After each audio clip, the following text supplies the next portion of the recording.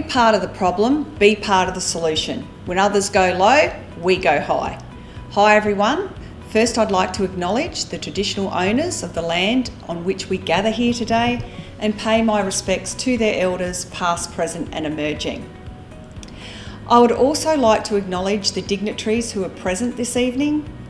Tonight, I would like to share some of my personal story woven into how I've experienced barriers in the gender inequality in the workplace, what it's taught me, and what I believe we can do to ensure women build resilience in leadership and get a fair go. So I was born in Glenelg, in South Australia in 1966. I was 6 weeks preemie and weighing just over 4 pounds. So I came into this world with a fighting spirit, just to be here. So this spirit is what I believe has been instrumental in getting me to where I am today. It's not in me to ever give up. Life was tough growing up. My parents had 4 kids. My dad, Catholic, wanted a traditional family with a stay-at-home mum. So he worked 7 days a week for many years to provide for us. The downfall was we never saw him, but I guess that's where I learnt my work ethic. I have had many jobs over my life and have often found myself in male-dominated fields. So I've experienced firsthand where the remuneration for women in the same role is not always equal, especially in the sales and management roles. If you do the same work and the same hours, you should not be discriminated against because of your gender. Working in male-orientated fields also opened me up, sadly, to experiencing the all too common disrespect women like myself have had to endure by male co-workers and bosses. As a hobby in the late 90s, I worked as a qualified sports trainer, and I had a really good name in my small local club as a very efficient strapper. Now, even my brother wouldn't allow any other trainers to strap his ankles, and believe me, this is a huge compliment because my brother wouldn't let me near him otherwise. So I was invited by another club in the region's major league to help with their finals and to try out for a position on the team for the following year. Now, come grand final day, the coach had me running water to all the players on the field. Now, this wasn't my role, and I said to the coach that as a trainer, I'm not allowed to stay on the field. He told me to get out there until I was told to get off.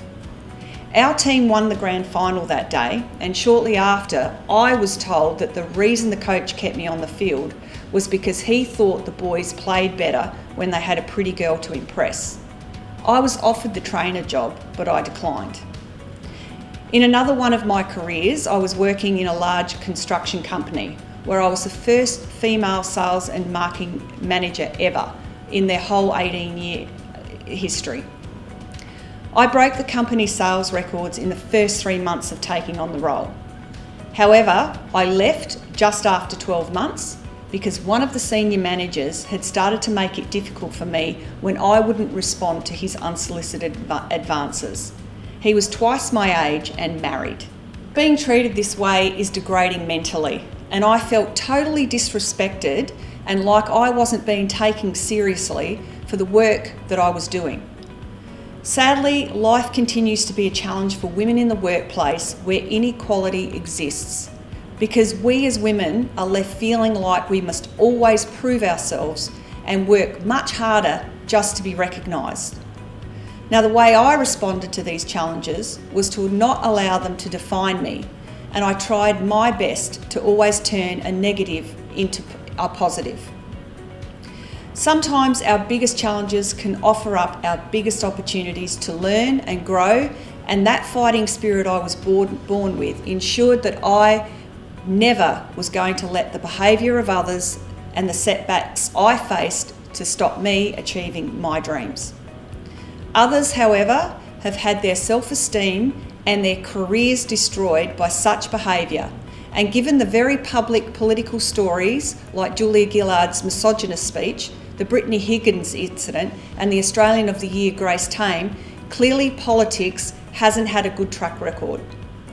I can attribute my strong foundation of confidence to 16 years running my personal development business, and I believe self-confidence is a must to enter the world of politics, where your public profile can mean you are constantly being judged and attacked.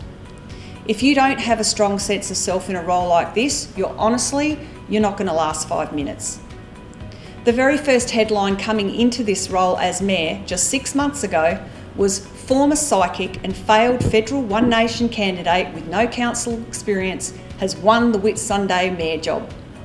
I was judged harshly without even being given a go, and I certainly can't remember any male candidates in the federal or local election having a headline as brutal as this. Can you? Michelle Obama once said, "When others go low, we go high." And that's my attitude and how I have held myself since taking the chair in local government. I believe it's this attitude of leading by example with positive leadership that will ensure I empower and inspires others through my own actions. I'm not here to play political games. I'm here to do a job and to stand for positive change for the community that I represent. I wholeheartedly believe that most people are sick to death of the nastiness and the negativity that comes with politics, and they're really wanting to see more compassion and unity. I am elated to say that Council is playing its part in women's equality. Our remuneration packages are equal wages for both men and women in the same role, and our indoor and outdoor workforces combined is 60% male and 40% female. I'll admit, we still have room to do better, but it's exciting that Council is headed in the right direction. To finish off, I want to leave you with 3 tips that I believe will continue to contribute to the breaking down of the barriers of women's inequality. Number 1, don't be part of the problem, be part of the solution. As women, we should be joining and standing together. We can achieve great things if we come together in all forms and support each other. If you ever feel the need to judge or put down another woman, then you better get to know her first, or you'll be part of the problem by spreading rumour and misinformation that can destroy a good person. Number 2, don't allow the behaviours of others to define you. Call it out, heal from it, and never let it make you feel unworthy or less about yourself. Someone else's opinion of you often speaks more about who they are than you. You will gain a lot more confidence in yourself when you learn to not take the judgments and opinions of others personally. Number 3, lead by example. When we lead with grace and positivity, we are setting a standard in our community. The world really has had enough of negativity. Positivity breeds positivity. It feels better to focus on the good rather than the bad. So if we always choose to go high, those around us will often be inspired to follow.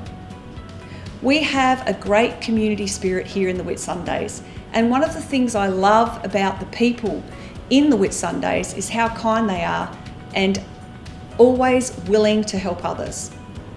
Let's continue to build that by showing our support for our fellow sisters and our upcoming leaders. The stronger we become as united, empowered women, the less room there is for gender inequality. The inequality disappears when we accept those around us as our equals, regardless of who they are. So thank you for inviting me to speak, and have a wonderful evening.